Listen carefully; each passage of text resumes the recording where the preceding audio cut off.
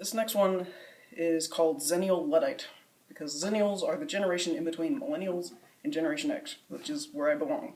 So I kind of remember the time before technology was so ubiquitous. I don't own a smartphone, so I'm sorry, but I'm not at home. I asked the gas clerk for a road map. She glanced at me like, what the crap? Due to technological overexposure causing so many unnecessary woes, sir, I've become a Zennial Luddite. For this tech age just doesn't feel right. I prefer the analog world. It existed when I was a little girl. Back then, there was no multitasking. There was only curiosity focusing. Today, there is too much distraction. I prefer a life of action, not reaction. So many demands on our time and attention. Humanity needs a digital intervention.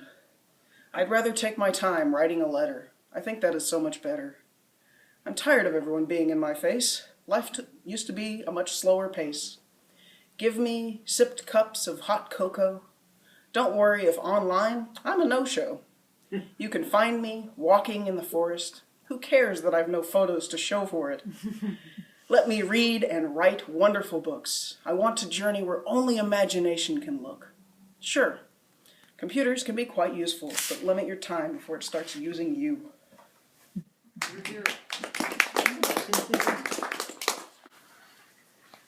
And this one goes out to all of you who are the friend that gets asked for advice all the time. It's called Occupational Hazards. You wouldn't ask an interior designer to be a coal miner. You wouldn't ask a birthday clown to save you when you drown. You wouldn't ask a car mechanic to operate on you when you get sick. You wouldn't ask your electrician to be your child's pediatrician. You wouldn't ask your fitness trainer to fly you in an airplane, sir. You wouldn't ask a 3-year-old to light your furnace when it gets cold. You wouldn't ask a lyricist to be your pharmacist. You wouldn't ask your mayor to act as your tailor. You wouldn't ask an archaeologist to be your neurologist. You wouldn't ask a mediator to come repair your radiator. So don't ask this wordsmith to be your therapist. This next one was inspired by the CDC, who started censoring their employees about what they could and could not say. It's called The 7 Words You Cannot Say in a Free Country. By the time the blank had grown into a teenager, they learned that being blank is both blank and blank, a natural part of human blank, and therefore they began advocating for their legal blank, and what they were taught to believe was a nation that would never, ever censor the only word that accurately described their identity. They would not allow feeling blank to keep them from protesting as long as they were able.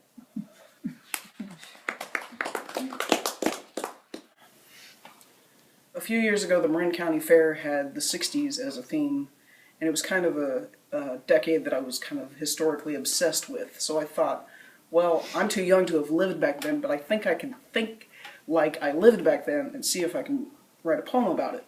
And I ended up winning first place. It's called The 60s. We were more than just hippies, artfully clad in paisley and beads, dancing in circles, hugging trees. For in these short years, we brought about revolutions peacefully. We made pilgrimage to North Beach and Greenwich Village and settled in the hate, making music about this world's fate. Joining hands, united by songs, we dreamed of a time where we all got along, an evolution of humanity where each and every soul could live free. As we lazed upon the grasses, we took every journey of the mind, sought out all the truth we could find, rediscovering ancient spirituality while forging a way for a brand new reality. We explored the traditions beyond our families, seeking out new ways to be, living and loving communally, surrounded by nature's endless beauty. We marched together in harmony, people gathered together as vast as the sea, fighting for our brothers and sisters to be free, free from Jim Crow's tyranny.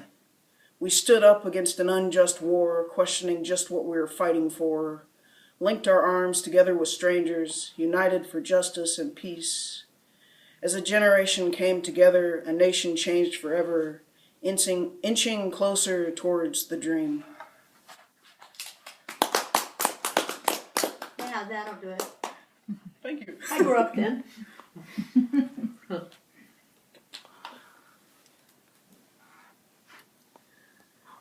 This one's called 2001 to 2016.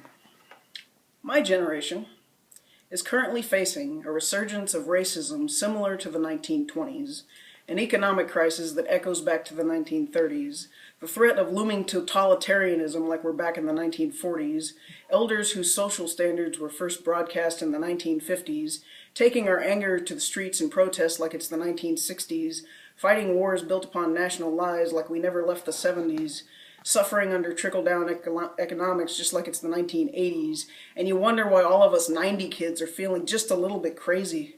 But you judge us and say we're all so lazy and entitled that wanting better opportunities and education is just a pipe dream. And how dare we decide that the best thing to do is to fight this?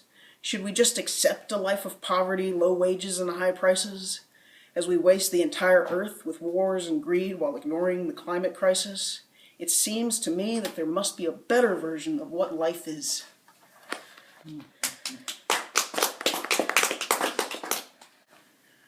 I wrote this next poem after the shooting in Pittsburgh, and it's called A World Without Bullets.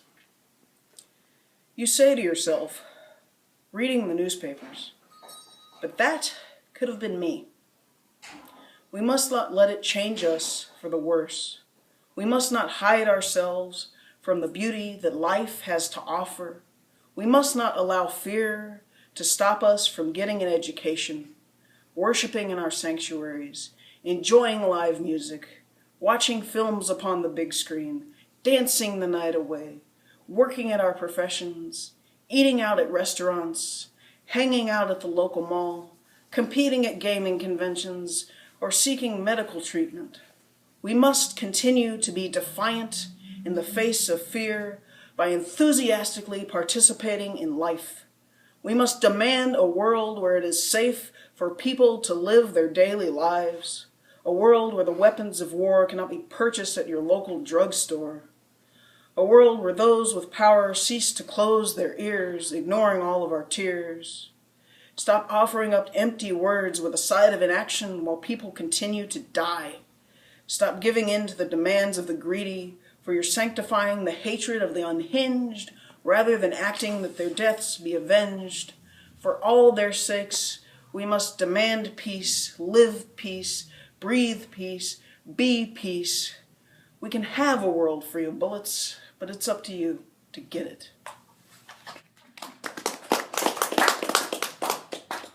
Thank you. I'd like to close with a poem called Affirmations of a Dream. I still believe that humanity is inherently loving, that love is what governs the soul, that the soul is the compass pointing towards the heart, that heart beats steady towards a dream, that dream will be realized by our unity, that these actions of unity will bring forth a time of peace, for we simply cannot continue the paths of greed that only breed suffering and turmoil and war. We must cease to robotically pursue these ancient visions of division set by long dead eyes left blinded by hatred, planned in minds soured by frustration. Yet the clown emperor, he is naked, behind old flags still waving, with old beliefs oft left unshaken. For here we stand, pledging allegiance to a nation built on idealistic foundations left cracked by the weight of hypocrisy. A nation built on the backs of the invisible, whose voices were long silenced, and who now cry out with wisdom against the tyranny of a flawed system. No, we can no longer ignore that for which we have waited, that for which we are fated. On this day we must awaken, for history is ours for the making. But we must rise to take it, for the hour is growing later, and clocks are meant to move forward. And freedom is not easily forgotten once tasted. We are the majority. We are the ones who care. We haven't the time for despair. Nay, with every passing second, we must affirm our hope. In hardship or opportunity, from the country to the city, our unity must build up community. Empowered by kindness, leaping in, faith or faithless, we shall fight until all are free. Moving through all this tragedy, all together, you and me, until that dream is reached, an eternal guarantee that every earthly soul is assured a life of dignity simply by its existence. Thank you.